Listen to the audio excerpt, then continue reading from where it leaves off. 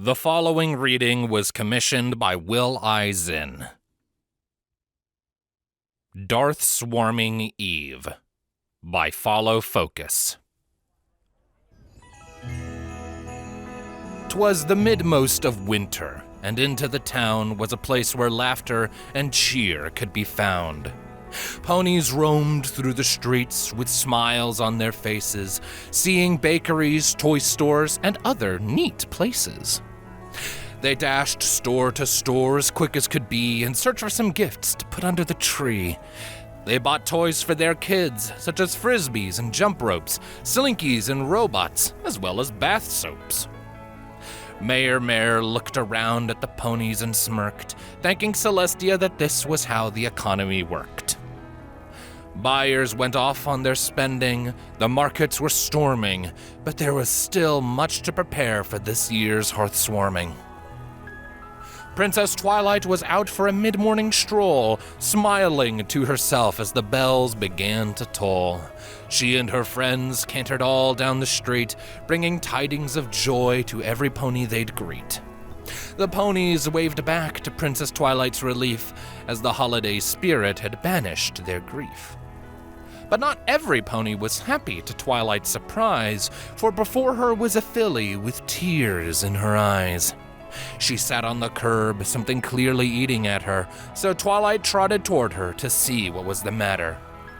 "Why, hello, little girl," she said, looking down. "What cause do you have to wear such a frown?" She looked to the princess and said with a sniff, "I don't have any friends to give any gifts." Twilight smiled and said, "Now there's no need to cry. You can join our patrol and walk by my side. Together we can go and spread cheer to this place. Perhaps helping others will put a smile on that face." The filly agreed with a vigorous nod and eagerly leapt to the side of the broad.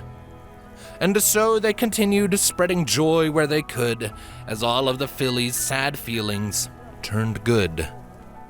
They traveled the town and the joy stayed the same. But that was the moment that the Empire came.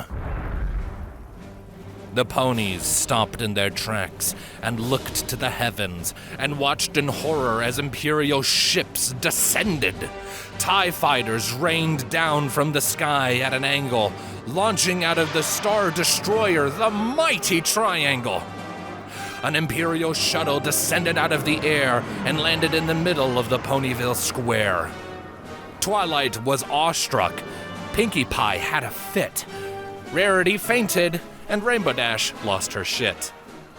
"I don't believe my eyes," said Applejack the farmer, as out of the ship emerged troops in ghostly white armor. Then, out of the shuttle came a man so unpleasant, who stared at the ponies with their toys and their presents.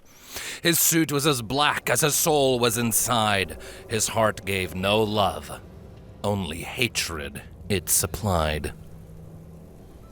Then the man began to speak, with his voice booming loud, to the frightful little ponies that were in the crowd. He said, "Hear my words, ponies, and quiver with fear, for I know that the day of Hearth swarming draws near.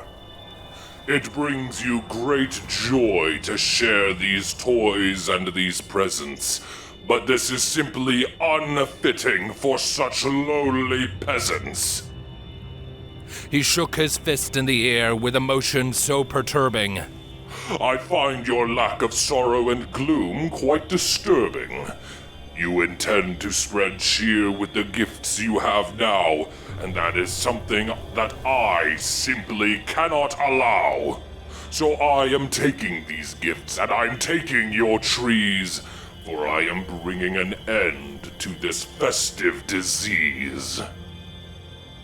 Then he signaled to his troops with lethal intention, and they pointed their guns in the ponies' direction. They fired into the crowd as Darth lowered his fist, but not a pony was harmed, for their shots had all missed. The Sith watched his troops as they stormed through the village, stealing decorations, toys, and anything else they could pillage. The stormtroopers returned, and with a motion not subtle, they stuffed all the decorations and gifts into the shuttle. There would be no celebration like the ones in the past, for this year he had stolen Hearth's warming at last. But something was wrong. He felt so dejected. Stealing the holidays brought him less joy than expected. He had accomplished his mission, but he couldn't tell why he felt so alone and empty inside. He had had everything that he wanted at the pony's expense, but he still wasn't happy. It didn't make sense. Then he felt something stranger, a tug at his leg. He looked down and saw a filly who was starting to beg. "Excuse me, mister," she said with a frown. "Why have you stolen the gifts from every pony in town?" He stared at the girl, then said to himself, I am claiming these toys and these gifts for myself. The little girl heard him and became quite confused. "But that's not how toys are supposed to be used. They're meant to be given to loved ones with care, for the best gift of all is the one you can share." Vader looked at her sadly and then said with a sigh, I don't have anyone that will stand by my side. Not one companion, not a single ally. The only friends that I have are me, myself, and I. The filly gasped at his words, and she pitied his sorrow, for he didn't have friends to share Hearth's warming with tomorrow. They both had no friends. She was all alone too. It was then that she realized what Princess Twilight would do. It was the only solution that she could comprehend. She looked up at the man and said, "I'll be your friend." He looked at the girl and saw a smile was forming. "Tomorrow, you and I can share this Hearth's warming." He looked at her sadly and said, I'm afraid it cannot be, for I've stolen every ornament, present, and tree. There won't be a Hearth's warming this year, I'm afraid. But the girl shook her head and began to explain. Hearth's warming is not about what's under the tree. It's about the connection between you and me. It's about building a friendship that the whole world can share and feeding its fire with all the love we can spare. So please, Mr. Vader, She spoke from her heart. please don't try to tear our friendship apart. She gave him a hug with kindness unsuppressed, as a strange tingling feeling made its way to Darth's chest. Something happened to him that he could not ignore, for he felt something inside that he had never felt before. It was love that he felt.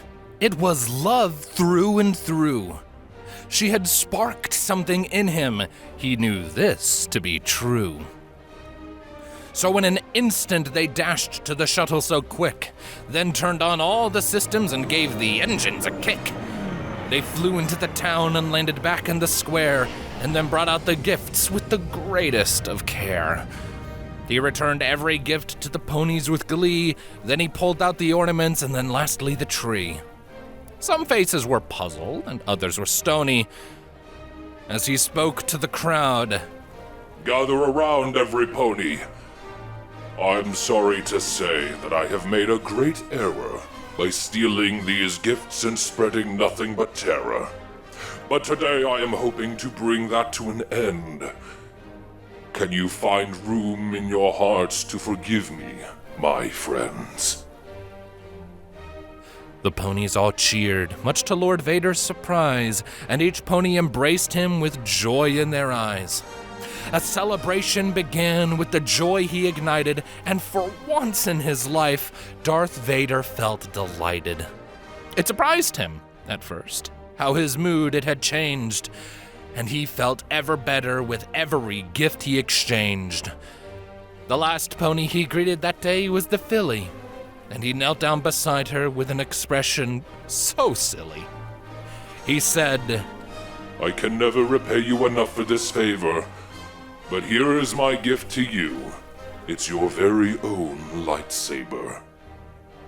She accepted the gift and returned an embrace, a hug that brought tears of joy to Darth's face. For Vader had learned quite the lesson indeed, that his anger and power was nothing more than a weed. The key to happiness, he had learned this day, was to love all your neighbors in the old pony way.